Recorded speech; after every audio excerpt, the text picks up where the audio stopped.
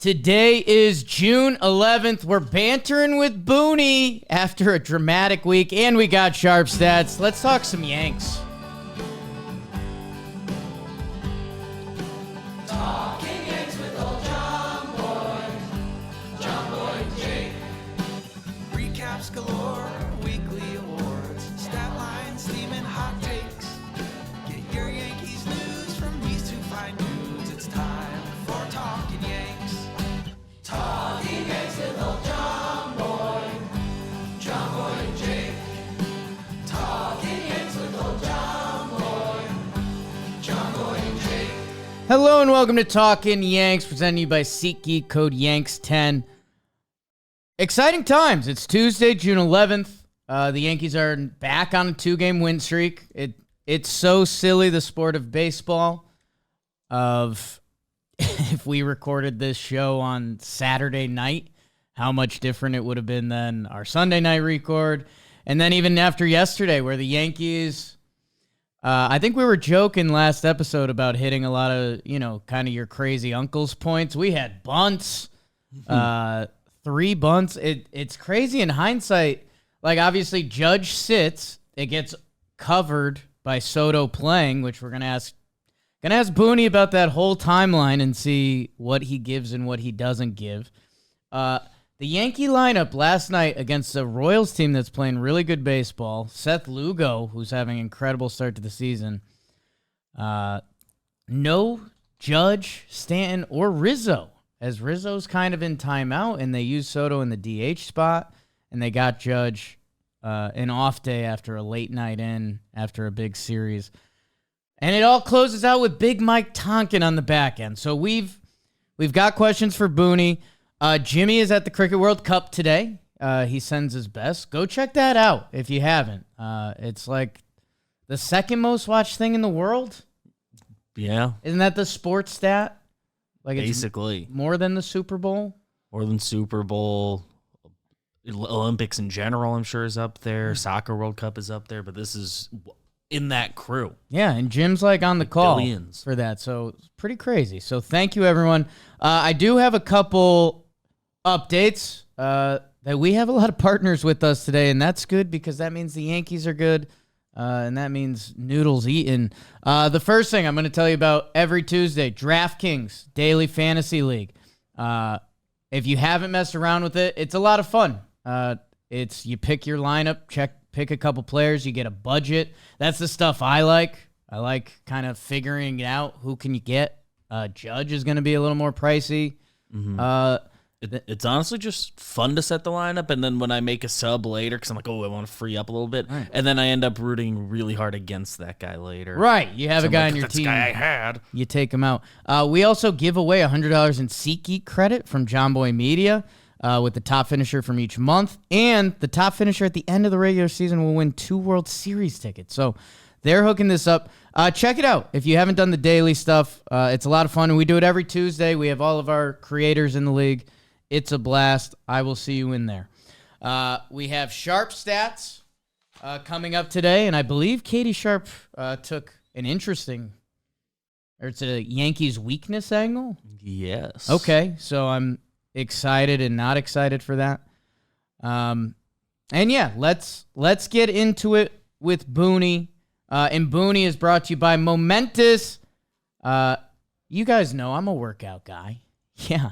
And Momentous, these guys are the real deal. I said this before, but when our sales team initially talked to them, and this might have been on Talking Baseball, they were kind of doing like, what's your guys' brand, or what's the deal? And Momentous kind of laughed at us, and they're like, well, we're kind of the best. They are in 30 of the 32 MLB teams. They're the supplement provider for them. So whether you're looking for protein, creatine, omega-3, they have everything covered for you. And if you're working out, like, make your workouts count a little more with Momentous. So they're also giving you code Yanks for 20% off your first order. So go to Live Momentous, LiveMomentos.com. Use code Yanks. You get 20% off. Boost your workouts You're not getting everything your body needs from a diet or a simple green juice, but most people are still short on essential nutrients our bodies need to function at the best. Go check out Momentous. Click the link today. Let's banter. Today's Bantering with Boone is brought to you by Beatbox, the perfect pairing for a Yanks game. Boone, a little mano-a-mano today. Are you worried or what? Jimmy ditched us for some cricket, huh? Yeah, man. He's in it. He's in it. It's it is crazy. I've tried to adapt as well as I can to the sport, but it's so popular, man. I mean, the amount of people that are invested More people in it. watch that than the Super Bowl, huh? Yes, it's like the second most watched. I think it's Soccer World Cup and Cricket World Cup, and he's on the call. Wow. Right? So Impressive. I'll pass some or anything from your old broadcasting days you want me to pass on to him. Let the game come to you. Don't try and do too much, Jimmy. I think he's very much in that boat. I think he's nervous about looking like the silly American on the British broadcast, cricket broadcast. Boone, let's we've got a lot to cover. We were laughing earlier, the world of baseball. If we had been talking Saturday night between a couple losses to the Dodgers and where we were at in the Soto timeline, how crazy that would have been. Were the Dodgers the best team you guys have played this year? Certainly one of them. And we saw, they're probably their best starters in Yamamoto, who looked really good. Looked better than I even expected, just based on, the added consistent velo he had. Stone's off pitching well. And then, we know about Glass now, of course. So I think they're trying to figure it out more behind those three guys. They've had some of their issues. Their bullpen looks really good to me. They're pretty deep down there and have some really different looks. Obviously the top of that lineup is a lot to deal with. And Teoscar then was kind of the guy that hurt us a little bit in the series. So we'll see. We'll see what the deadline always factors into these things. I think Baltimore's really, really good. Matter of fact, you asked that question. We were just talking downstairs. Somebody asked me the same thing about, comparing Baltimore and the Dodgers. So all I know is they're both really good teams. We sit here in June. You never know what's going to happen, moving forward with, injuries, additions, subtractions, those kind of things. So they're in the conversation. But I think there's a case for a few teams in that conversation too. Yeah, fair. A quick one on Yamamoto. I heard you say it after in your post game press conference, and I'm gonna misquote it because I forget how you said it, but it was like you guys prepared for Yamamoto, and he normally sits 95, 96, and he was above that. Can you make like an in-game adjustment to that, or is there an in-game adjustment? I forget how you phrase it. It's better than what I was doing, but I don't know. Yeah. You guys were expecting 95, and this guy's pumping 97. Yeah, you absolutely you can. I think it just, at some point in the game, I think he had thrown, a couple pitches over 95 or 96 on the year. And at some point in our game, he had thrown 26 over 96. So, I thought he did a really good job of establishing that fastball and then, working the curveball and the splitter off of that. But, he just had that consistent little bit of a next gear, I think. But no, once you face him and you see it, you know what you're dealing with, and guys can make that adjustment. Yeah. So going back to the timeline of everything, it's Thursday night. We're getting excited for, the series of the year. Yes has been advertising Yankees Dodgers for a month. Rain delay, we take care of the Twins because that's all we do since 2002. Didn't mean to rhyme that, but pretty nice. And then we hear, okay, like rain delay, Soto's not in the lineup. And we go, well, this is the guy that plays every day. Like, there's a rain delay, big series coming up, kind of makes sense. We see the Yankees, like, Twitter announcement where they posted, and we're like, okay, that's interesting because they don't have to do that. Like, if it's just a normal substitution. So walk me through a little more of the timeline, because we talked a little bit before we started recording. We heard the week or two before is when it first flared up. But, like, when does my guy, Dr. Chris Ahmad, get called, and when do things start escalating? Yeah, I think it was actually just kind of akin to what he had been dealing with for that week or 10 days or whatever it was, which was, simply like waking up in the morning a little stiff and just more to get him going, and just different movements where he would feel it. Once they get him ramped up and going, he was fine, obviously playing incredibly well. He was fine, hitting, throwing and everything. So then you bring in the rain delay and you kind of get shut down for a minute. So it's like, I got to ramp this thing back up again. Dr. Ahmad was there as well. So they looked at it, and I think they just all kind of just, decided with Juan, like, all right, let's pull you tonight, and let's just, for peace of mind, get some imaging on this for tomorrow, and we'll see where we're at. So that's so literally about 20 minutes before we were scheduled to go back out, where it was looking like, okay, we're going to start back up at whatever it was, 10 o'clock. They called me down because I didn't really know, and they just said, yeah, we're pulling them tonight, and then let's get it looked at in the morning. But it wasn't really any different other than you come off the field, you get cold again. Do we want to ramp this thing back up? So the biggest thing that night is I got to go. I'm going to tell Doogie, hey, you're in the game. Right. Because I had given him the night, and I'm telling him, I'm like, hey, you're in this game. And he thinks I'm messing with him. And I'm trying to convince, I'm like, dude, you are in this game. He's like, yeah. That's pretty good. Yeah, so finally we had to get Doogie ramped up pretty quick. So he was in there, and luckily went and threw a knockout in the second AB there. So threw a 1-for-2 at him. So that was good. But yeah, and obviously the next day, once we got the MRI, got good news on it, and started him, some medicine and continued the treatment. So we think this is something that's should get knocked out here over time. Cool. So I guess last timeline thing before we get into, well, he DHs yesterday, and I don't know, talk about some of the next steps.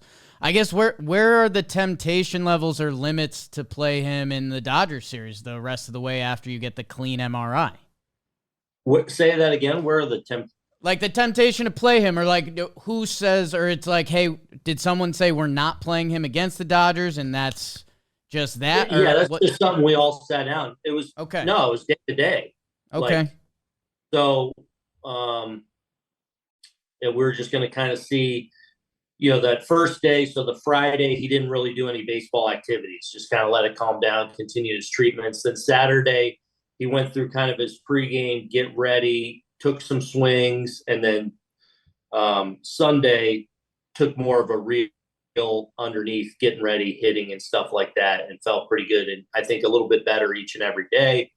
And then yesterday, with the travel, I think we got to the hotel around 3 a.m. So kind of getting there. So we wanted to get in and hit again yesterday just to make sure we were good to go. And we didn't do a lot of throwing. He went out and threw a little bit. We didn't do a lot. I just figured it was best to go, let's DH today, and then, hopefully get you back out there, whether that's today or tomorrow. We'll see. We kind of want to see how he wakes up and how he's moving around as far as when he gets back out in the outfield now. Okay. Will we Judge and Soto back in the lineup tonight? I think so, yeah. Okay. I like that. Yeah.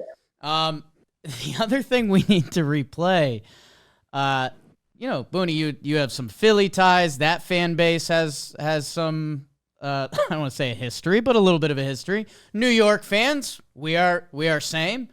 The "We Want Soto" chants. I've seen a lot at the stadium. There's part of me that, yes, I want Soto. There's also part of me that realized it was horribly rude to Trent, who's just in the lineup trying to be the best Trent Grisham he could be.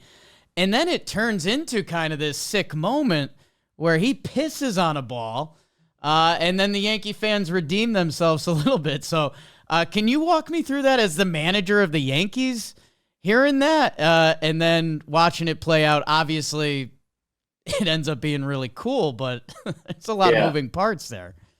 Yeah. So of course, I mean, it was pretty loud. So of course you heard it. And look, I didn't view it that much as like they were disrespecting Grish, even though you could certainly make that connection. And it wasn't supposed to be. It wasn't supposed to be. No, I think that's how I see it. It wasn't supposed to be that way. But at the same time, like, I love that Judgy stepped up and said something, had his guys back. But it was just a really cool moment for Trent, because, we really think highly of Grish, and I've been kind of telling him since day one of spring training, like, you're going to play a lot, I know, on this team, and fortunately because of health and really good performance, he hasn't had the opportunities I would have expected him to have, as many opportunities. So here he's getting a little run these few days in a row, and to have that kind of hit, especially after we lost a couple games, they got their ace on the mound in Glass now, and we got an opportunity. We've had some base runners this series, haven't really pushed it across, and he hits a no-doubter. Was really a cool moment at the stadium, really a cool moment for Grish. And I think, all his teammates and staff were fired up for him, that he stuck one in the bleachers. Was pretty cool. Really cool. Stadium was loud this week, Boone. I mean, between the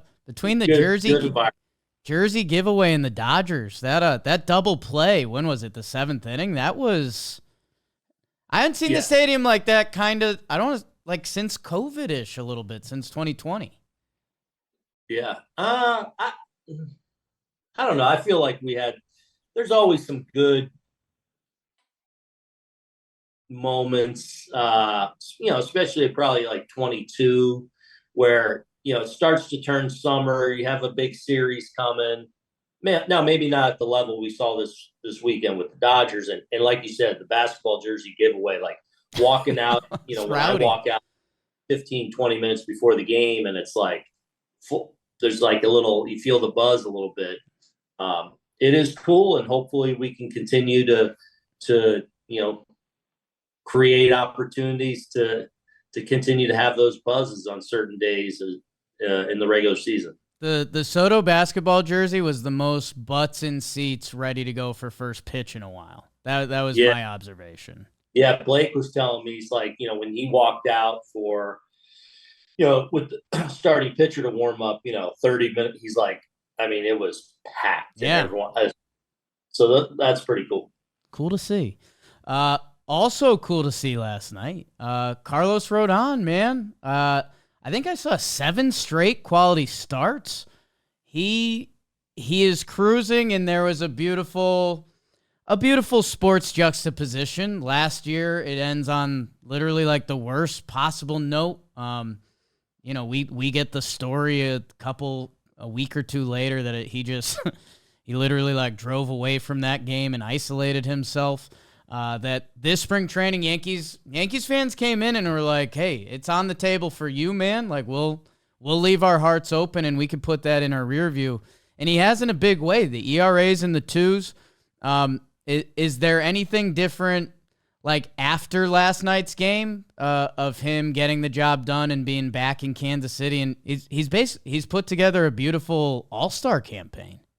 Yeah, I know. I know last night mattered to him. Yeah. And, I think he even said he kind of had it circled on his calendar, this last year, is what it is. This was the culmination of a really rough season and a rough 23 for us and for Los. And, the start of this year's been anything but that. And that's a credit to him because he did drive away from this and, came to grips with what he needed to do this winter and how he needed to lock in and that's we've been talking about this now for a few months. Like he's just done such a good job of getting after it in the winter, staying connected with our pitching group, strength and conditioning trainers, just to make sure he was doing everything he needed to do to lay a really good foundation this winter. And carried that into spring, carried that into the season. And it's not even so much about, the every outing, of course, every outing, but every outing can be a little fleeting. It's like he's done all the stuff to put himself in position to be successful. And that's what's been encouraging. And I think that's what a lot of our guys have done a great job of. And it goes back to October and November of last year. It's like, lay that foundation, give yourself the best opportunity to be the best version of yourself. And we've seen that with a lot of our guys, and Carlos embodies that, and he's obviously pitched great for us. Yeah, I don't want to say judging guys' bodies because that's not always how it works, especially in this game. But last year, early Rodon, he had the buttons open. He was kind of big. I was almost getting a little David Wells energy. This year's Pettit. He's tight, man. The chin's there, and he's mowing people down. And it was seeing all righties on Kansas City, who they've been a good team this year. I was wondering how that was going to go down, and he answered the bell again. Yeah, they have. He thought he was in control of the game. They've had a good offense over there, and they can do a lot of different things to you. So, yeah, he was. 7 strong. He was in control. It was a bunt night. No Judge Rizzo Stanton. That's a little bit of a different formula.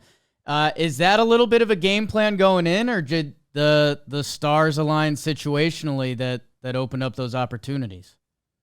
Yeah, I think it's more game situations present themselves.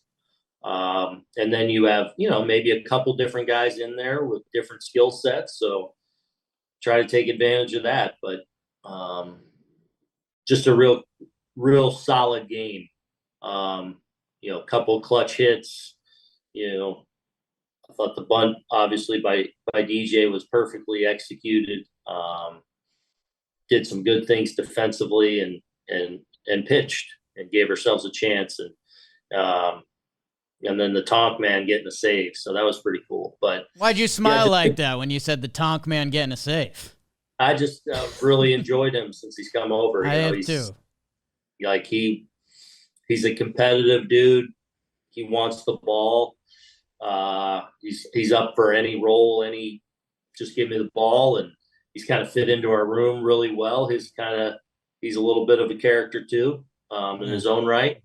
So, and obviously he's pitched really well for us. Yeah, that's I don't want to say this in a way to throw my guy Trevor Plouffe under the bus, but you saw Trev was hanging around during the Twins series. He still cares how he looks and stuff like that. I think, in the course of baseball, you don't know guys' timelines.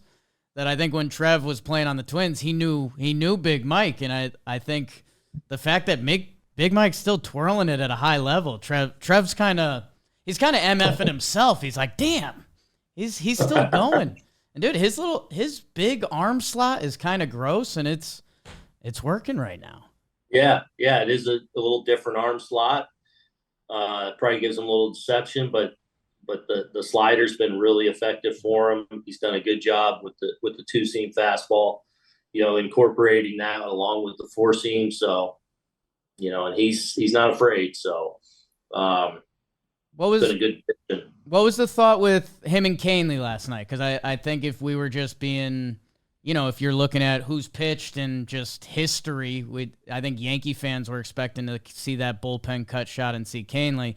And then Tonkin lets a guy on and Canely gets up. Is the thought process just like, hey, I think Mike can probably get us through this, and if he gets in a little trouble, then we can use some of Canely's bullets? Yeah, so Tommy's just thrown a lot of pitches in his last two outings and trying to be mindful of that with Tommy. So I was going to use Tommy to get out of the eighth inning if, kind of potentially to keep him shorter, but obviously if we needed him in a big spot there, like if Hamilton's inning would have gotten long, and the same thing with Tonk, because Tonk had pitched back-to-back days where he had, parts of two innings. So, in an ideal world, I probably would have had him down yesterday too, but, felt like he was the right guy in that spot, and then knew that I had Tommy behind him in a short burst if I needed it too. So that's kind of how I looked at it. Is the belt still around? Is that a Tonkin belt? Is that a Rodon belt last night? The belt's still around, yes. Okay. Trevi belt last night. Okay. Big hit. Man, Trevi's season numbers are great. He I was texting some buddies last night. Trevi's been awesome. What was I was gonna ask one other. You tie Billy Martin for wins last night. Is that cool or do you feel old? No, it's cool. It's cool. I grew up, in this game, loving this game in the 70s and 80s. Like, that's my context. Like, a lot of my favorite players exist from the 80s, and Billy Martin was a huge figure, and obviously a great manager, and recognized as a kind of a brilliant guy. So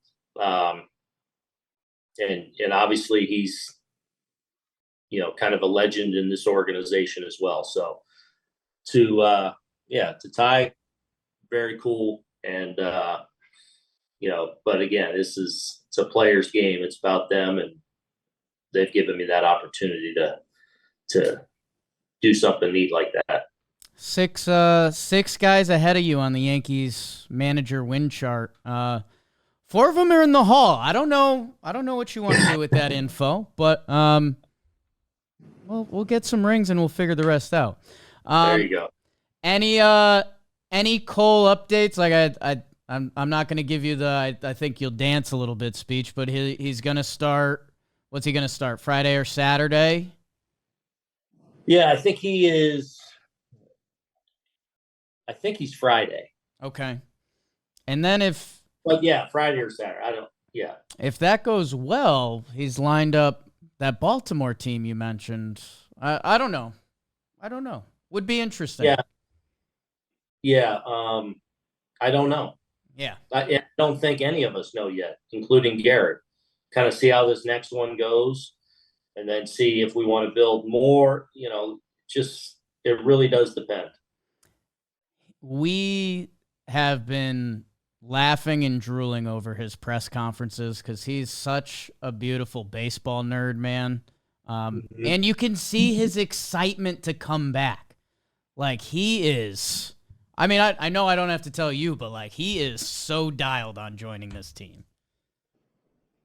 Yeah. That said, though, I think he's also, look, no player likes to be out, especially when you're, the likes of, some of the great, like Cole and Soto, or you don't like to miss time ever.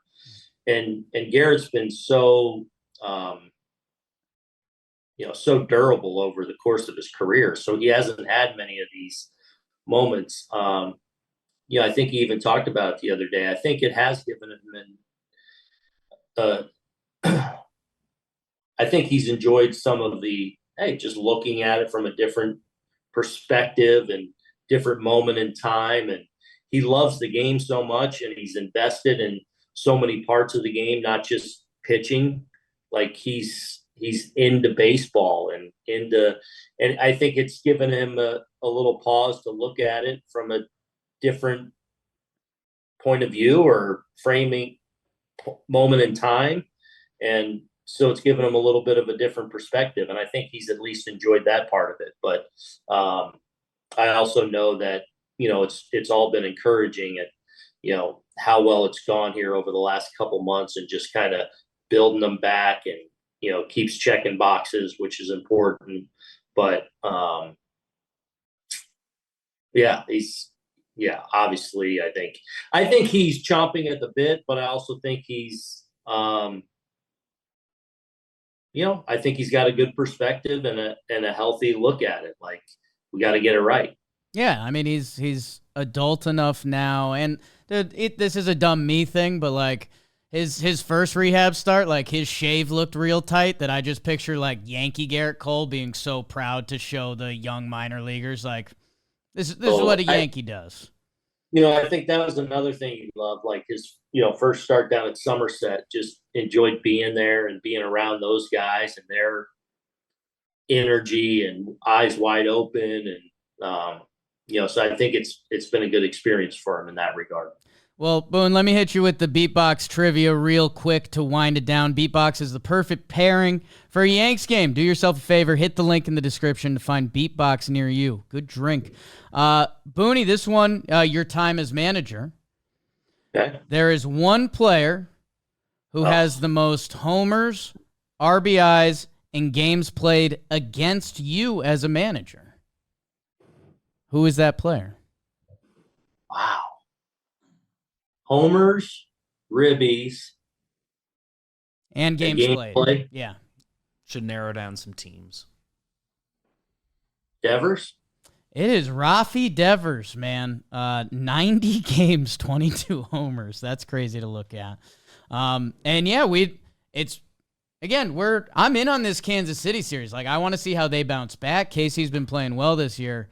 First time seeing the Sox this weekend, so I guess, Jimmy usually gives you a pointer or two during these episodes. I'll pass on be careful with him. Be careful with Devers. Yeah, that's a little my analytics. Yeah, that's Jason Zillow says that every time we play the Red Sox. He's like, hey, could we be careful with Devers? Okay, so he's in on it. I love it. Booney, thank you. I don't know, do you want to tell... Again, I'm a sports loser, and I think some of our listeners are. Do you want to tell the people where you might be heading before the game for a minute? Yeah, I might be going to see my guy, Andy Reid. See, they got Chiefs practice going on. So if I can make it over there for a half hour, I'm going to try and do that a little bit. That's awesome, man. Well, enjoy, and we'll catch up with you next week. Awesome. Thanks, buddy. Thanks, Skip. Yep. See ya. Recording stopped. Whoo!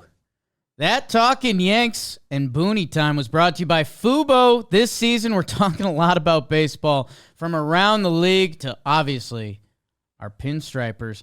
Breaking down the MVP race. If you're trying to watch MLB games, Fubo is where you need to be. It's a live TV streaming service with the most MLB games you can get without cable. You can get up to 350 live channels, including the must for baseball season, like MLB Network, ESPN, Fox, MLB TV, and more. To learn more, visit FuboTV.com/Jomboy. There's a link in the description. Thank you, Fubo. So what did we learn? That bantering with Boone, that Judge and Soto should be back in the lineup today. Seems like it. Sounds like they're leaving room for Soto to wake up and feel sore. Yeah, I think that was the only hesitation. Like, they're going to have Soto do his routine, and as long as everything's smooth. So that's exciting. And, yeah, like, again, we have a big Yankees office, so some of the combos that we had this past week between at our warehouse and just in our Yankees chats, the fact that we might be seeing Boone and Soto back in the lineup. Judge. And I would guess... Boone and Soto. See Boone maybe too. even Judge. Well, the other thing where my brain just jumped to is that, part of this little Yankees chemistry. Remember, who was it? It was the last Dodgers series when they brought Donaldson. But they activated 3 guys on the same Oh. day. It was Donaldson, Britton? Donaldson, I don't know. Stanton, Stanton. and did Rizzo return from the concussion? I don't think he was IL, but it was Donaldson, Stanton activated. That I think tonight we may get a minute, which, again, my Dr. Jake line was like, all those guys got exactly healthy enough on the same day. That I don't know. It feels like with Stanton not playing last night, with Rizzo having his respite, with the Soto thing, Judge's first rest day, like this day will be everyone's back. I'd assume, but I could be wrong as well. Let's see. What else did we get from Boone there? They call him the Tonk Man. That was awesome. Get that little smile. That little smile he gave when calling him the Tonk Man is exactly what I had when I was watching him close the game last night. Because it's like, this is a little nuts, right? But it's working, and Michael Tonkin's numbers with the Yankees are currently no joke. He answered the Dodgers question how we expected. We thought he'd obviously keep the Birds in the conversation, but it's funny that they were even talking about that this morning a little bit. And then, I was going to ask him about Coach Al, Nicky Cass. If you haven't seen that video yet on socials, please go check that out. The other thing before we get to Sharp Stats, hearing that Rodon had Kansas City circled. One of those things that, doesn't matter, but matters. Because they at one point mentioned fairly early in the broadcast, Rodon's return to Kansas City. And I was like, return to Kansas City? He never played here, what? Yeah. And then later it was like, oh, that's where that start was? I'd forgotten that. If this Yankees team does big stuff this year, that last start in Kansas City is a part of the story. So that's what we were hoping would come out of last year. A little, maybe one step back could equal 2 steps forward, and we're currently in that. So with that, let's go to Sharp Stats. Sharp Stats is brought to you by Magic Spoon. That's right. The best healthy cereal in the game is back, and it's Magic Spoon. So there's 2 things there. Healthy. Yep. 0 grams of sugar, 13 to 14 grams of protein, 4 to 5 grams of net carbs, only at 140 calories a serving. So this is like, if you're keto-free, gluten-free, grain-free, soy-free, bing, bing, bing, Magic Spoon is there. So the other piece of that, because there's other things that have that, are you yummy? That's the Storielli check. And Magic Spoon they have their 4-flavor variety pack, cocoa, fruity, frosted, and peanut butter. Magic Spoon's been with us for a while. Jomboy, he likes to get them, mix them all in one box, and just kind of flavor explosion. I lean frosted. I'm just being honest. It brings me back to my childhood. That was kind of if mom was bringing home the tasty cereal, that's what we were getting. And at magicspoon.com/Yanks, grab a variety pack, try it today. Use our promo code Yanks at checkout to save $5 off your order. So that's magicspoon.com/Yanks, code Yanks, save $5 off. It's kids like it, adults like it. I, on a personal level, are stoked we're back with Magic Spoon. So thank you. Sharp Stats. Hey guys, it is the Queen of Stats, and before I get into today's episode, I just wanted to make a quick note that, as you guys probably know, my Twitter account was hacked earlier this week on Monday. So please follow me now at SharpStats17. That's SharpStats17. That'll be the new account. So if you're not following that one, get on it.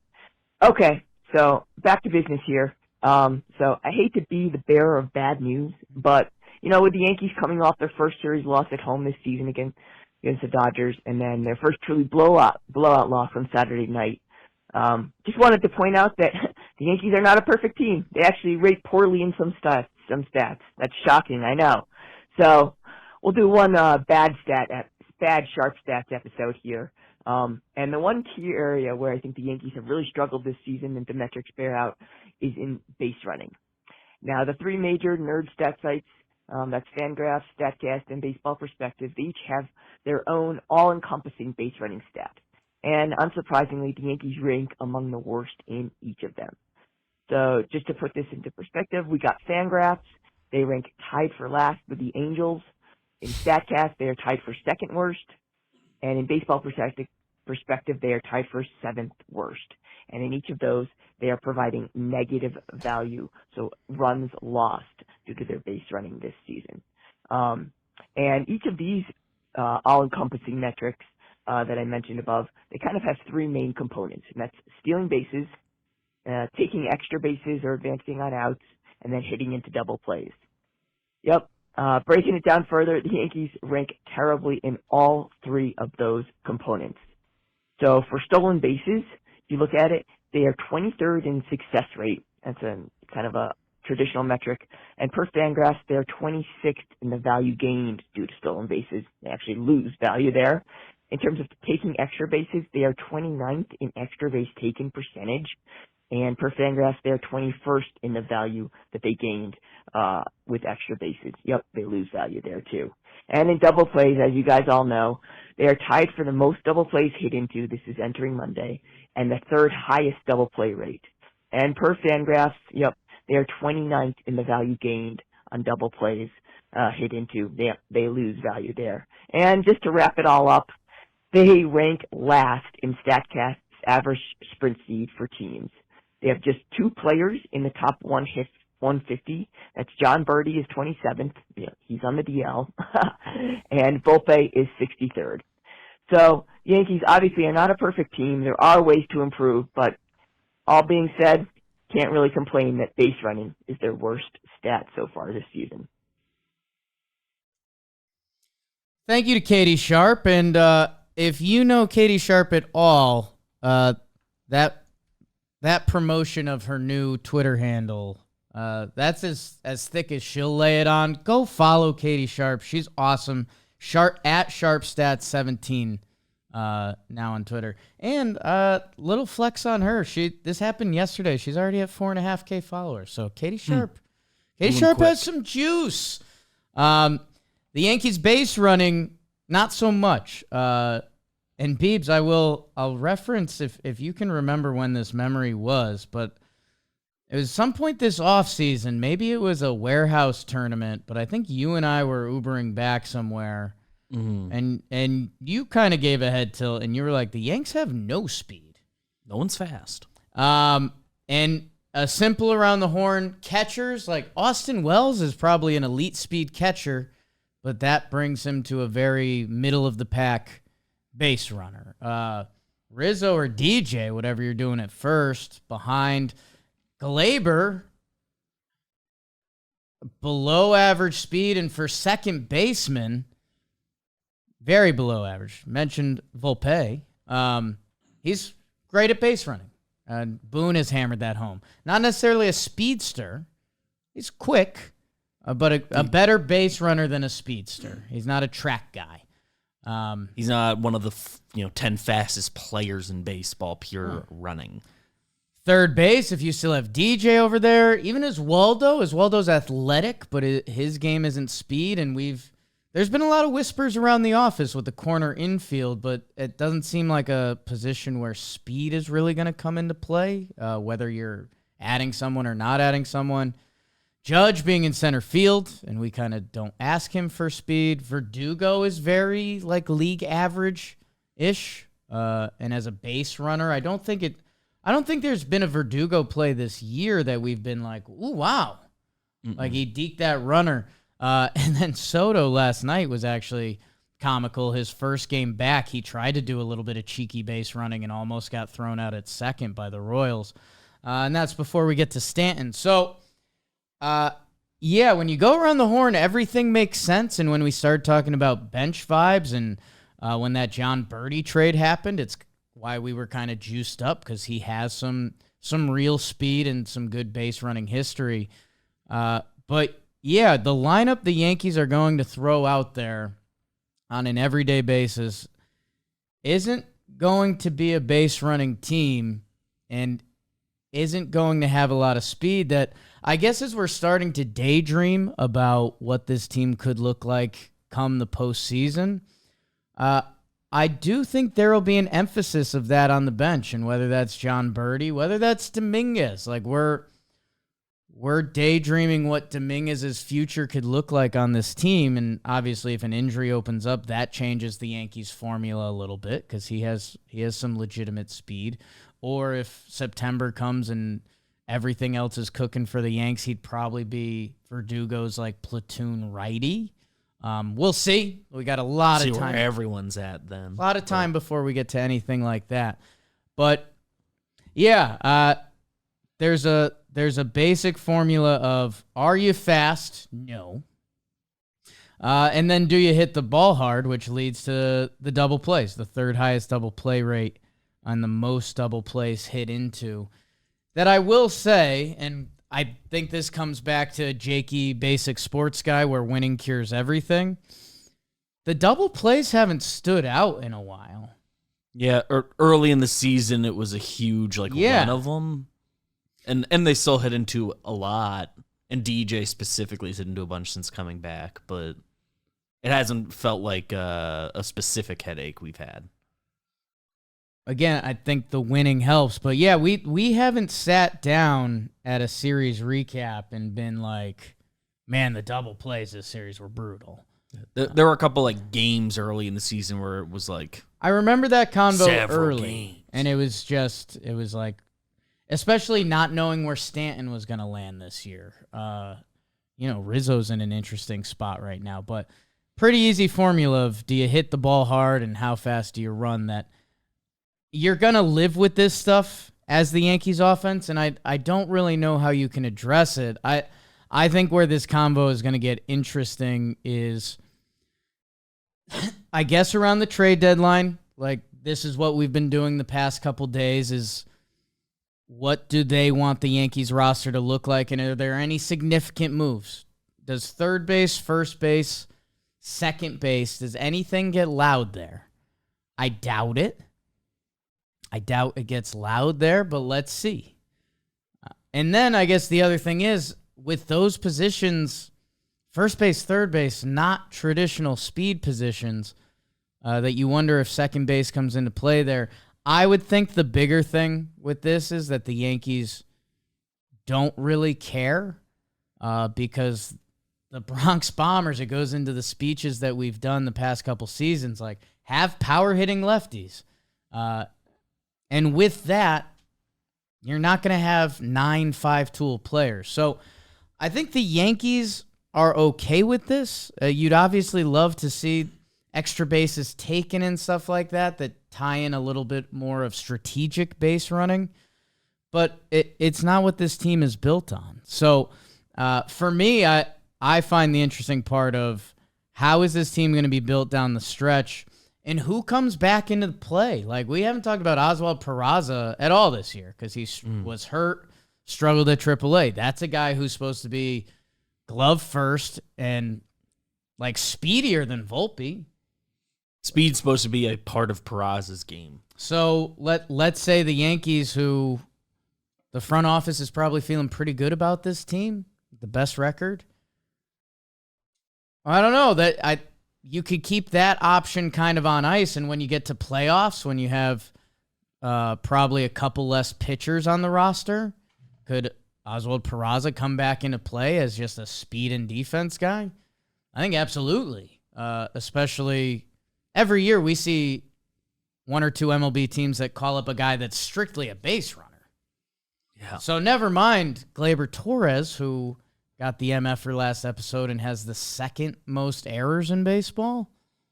If that continues, let's say Gleyber hits at an 800 OPS clip, which for a second baseman is really strong. If the defense is there, the World Series thoughts are back in. That's where we're talking about who could we potentially trade for to soup up the bench or the lineup. If Gleyber's defense continues to be Gleyber Torres' defense, which it has for 6 years, defensive replacement kind of has to be on the table. And you wonder if they view that as in-house or out-of-house options. So that's bringing in the defense into this speed and base running conversation. Is there anything else to really be had there? No, I mean, maybe, especially if they make a significant move at the deadline on the corners, and by end of the season playoff equation, like John Birdie would be back, and he would be that defense speed replacement guy. Right. Like there wouldn't be an everyday role for him if they made a significant add on the corners or something. But in this moment, he's still a month and a half away from being an option. So Yeah. other than that, like I don't. In general, even with all these stats, I don't know if that would back it up. The speed feels vibes-wise just feels a little better than in the past, just because Verdugo, Soto, not like slow. That's like new. It's the same as just like the general contact-oriented bats mixed in, I guess. The other thing that, and this is a little obnoxious, but Soto hustles. Soto gets down the line. Like if it's a routine play, Soto cooks it pretty good. If it's a play he's going to be out, I mean, he's not Brandon Nimmo or showy about it. Like he had a nice moment with Salvi at first.